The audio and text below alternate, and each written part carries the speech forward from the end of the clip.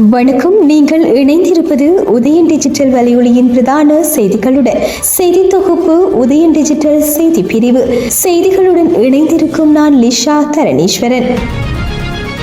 பயங்கரவாத தடை சட்டம் மற்றும் மருந்துகள், அத்தியாவசிய உணவு, பாடசாலை பொருட்களுக்கான வரி குறைப்பு உள்ளிட்டவற்றை வாக்குறுதி அளித்தபடி அனுர அரசு நீக்க வேண்டும் என்று வலியுறுத்தி பொதுப்பாதையில் கையொப்பு போராட்டம் இன்று யாழ்ப்பாணம் மத்திய பேருந்து நிலையம் முன்றலில் முன்னெடுக்கப்பட்டது. மக்கள் இயக்க பேரவையின் ஏற்பாட்டில் இடம்பெற்ற இந்த போராட்டத்தில் எந்த ஒரு அரசிலும் இல்லாதது போல இம்முறை தமிழ் முஸ்லிம் எம்பிக்களை அதிகம் கொண்ட அரசாக அனுர அரசு இருக்கின்றது.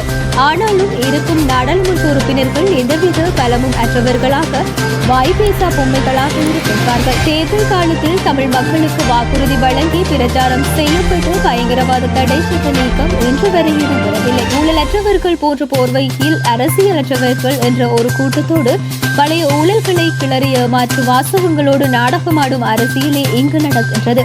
குறிப்பாக தமிழ் மக்களுக்கு உறுதி அளிக்கப்பட்டு அரசியல் கைதிகளின் விடுதலையும் கிடப்பில் போடப்பட்டுள்ளது. அத்தியாவசிய பொருட்கள் மீதான வரியை குறைக்க வழங்கப்பட்ட உறுதிமொழி காலாவதியாகிவிட்டது. வாரம் ஒரு பழைய ஊழல் பட்டியலை சொல்கிறார்கள், ஆனால் நடவடிக்கை ஏதும் இல்லை. எனவே இந்த அரசின் பொய்களை இனியும் மக்கள் நம்ப போவதில்லை. அரசு மக்களின் வாக்குகளை சுவீகரிக்க செய்ய வேடத்தை கலைத்து தனது சுயரூபத்தை காட்டுகின்றது.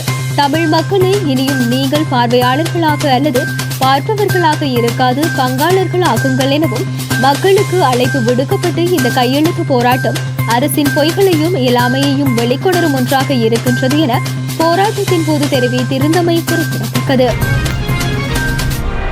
சர்வதேச மகளிர் தினத்தை முன்னிட்டு இன்றைய தினம் யாழ்ப்பாணத்தில் மாபெரும் கவனவீர்ப்பு பேரணி ஒன்று முன்னெடுக்கப்பட்டது. இந்த பேரணியானது பேண்ட் வாத்திய இசையுடன் நல்லூர் ஆலயம் ஒன்றலில் இருந்து ஆரம்பித்து கிட்டுப்பூங்கா வரை நடைபவனியாக சென்று பின்னர் கிட்டுப்பூங்காவில் பொதுச்சுடரேற்றி வைக்கப்பட்டு மகளிர் தினம் ஆரம்பமானது. இதன்போது மகளிர்களின் உரைகள் இடம்பெற்றன.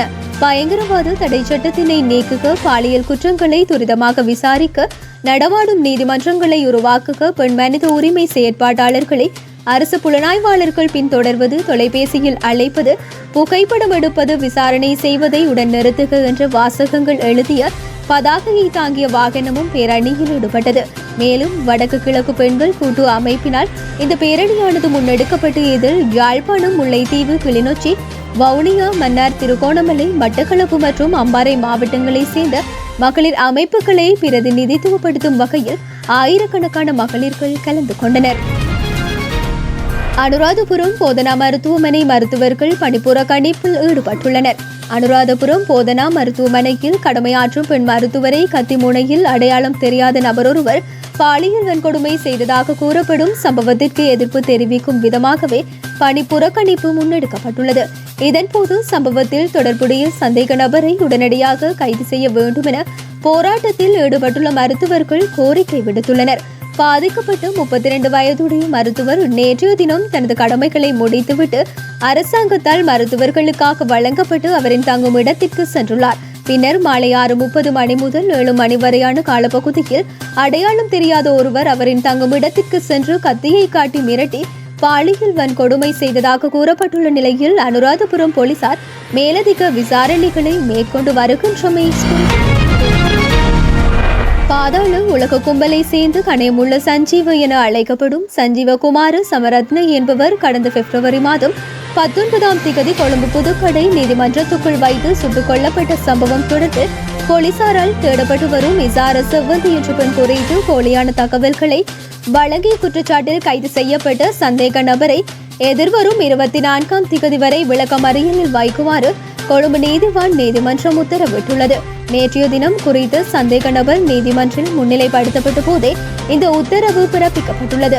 விளக்கமறியலில் வைக்கப்பட்டுள்ள சந்தேக நபர் கணையமுள்ள சஞ்சீவ சுட்டுக் கொல்லப்பட்ட சம்பவம் தொடர்பில் போலீசாரால் தேடப்பட்டு வரும் இசார செவ்வந்தி குறித்து போலீஸ் நிலையத்தின் தொலைபேசி இலக்கத்திற்கு தொடர்பு கொண்டு போலியான தகவல்களை வழங்கியுள்ளதாக கொழும்பு போலீஸ் குற்றத்தடுப்பு பிரிவினர் நீதிமன்றில் தெரிவித்துள்ளனர்.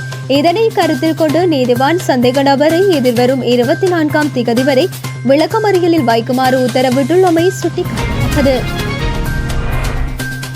ரத்து செய்யப்பட்ட 2023 உள்ளூராட்சி மன்ற தேர்தலுக்கான வைப்புத் தொகையில் இருந்து 118 மில்லியன் ரூபாய் மீளப் பெறப்பட்டுள்ளதாக தேர்தல்கள் ஆணைக்குழுவின் தலைவர் RML ரத்நாயக்க தெரிவித்துள்ளார்.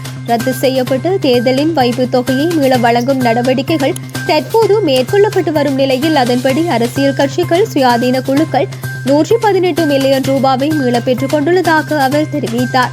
இதேவேளை 2025 ஆண்டு உள்ளூராட்சி மன்ற தேர்தலுக்கான வேட்புமனுக்களை ஏற்றுக்கொள்வது மற்றும் ஏனைய நடவடிக்கைகள் தற்போது நிறைவடைந்துள்ளதாகவும் அதே நேரம் தேவையான கலந்துரையாடல்கள் போலீஸ் மா அதிபர், அரசு அச்சு பொறியாளர் மற்றும் தபால் மா அதிபர் ஆகியோருடன் நடத்தப்பட்டதாகவும் தெரிவித்தார். முன்னாள் போலீஸ் மா அதிபர் தேசபந்து தென்னகோனை கைது செய்வதற்காக பாதுகாப்பு படையினர் இரவும் பகலும் விசாரணைகளை மேற்கொண்டு வருவதாக அமைச்சரவை ஊடக பேச்சாளர் அமைச்சர் நலிந்த ஜெயதிச தெரிவித்துள்ளார். அமைச்சரவை முடிவுகளை அறிவிக்கும் செய்தியாளர் சந்திப்பில் இன்று ஊடகவியலாளர்கள் எழுப்பிய கேள்விகளுக்கு பதில் அளிக்கும் போதே அவர் இவ்வாறு தெரிவித்தார்.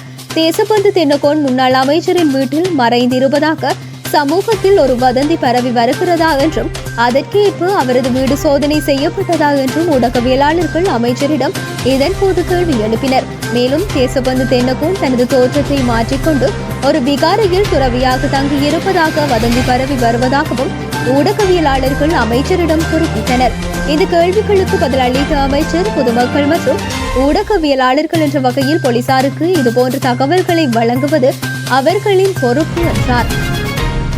ரோயல் பார்க் கொலை வழக்கில் மரண தண்டனை விதிக்கப்பட்ட ஜூட் ஸ்ரமந்த ஜெயமகவுக்கு வழங்கப்பட்ட ஜனாதிபதி மன்னிப்பு ரத்து செய்யப்பட்டதை தொடர்ந்து 1 மில்லியன் ரூபாய் இழப்பீடு வழங்க வேண்டும் என்ற நீதிமன்றத்தின் உத்தரவை அமல்படுத்த தவறியதற்காக கடந்த ஏப்ரல் 29 நீதிமன்றத்தில் முன்னிலையாகிய அவரை தண்டிக்காததற்கான காரணங்களை முன்வைக்குமாறு முன்னாள் ஜனாதிபதி மைத்திரிபால சிறிசேனவுக்கு உயர் நீதிமன்றம் என்று அழைப்பாணை அனுப்பியுள்ளது.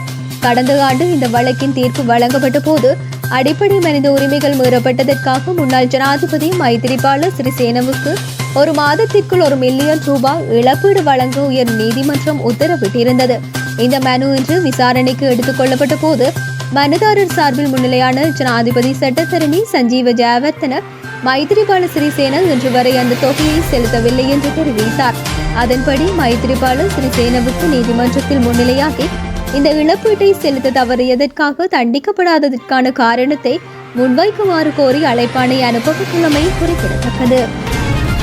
இத்துடன் உதயம் டிஜிட்டல் வலையொலியின் இரவு நேர பிரதான செய்திகள் நிறைவடைகின்றன. தொடர்ந்தும் நாளை காலை நேர பிரதான செய்திகளுடன் இணைந்திருங்கள். வணக்கம்.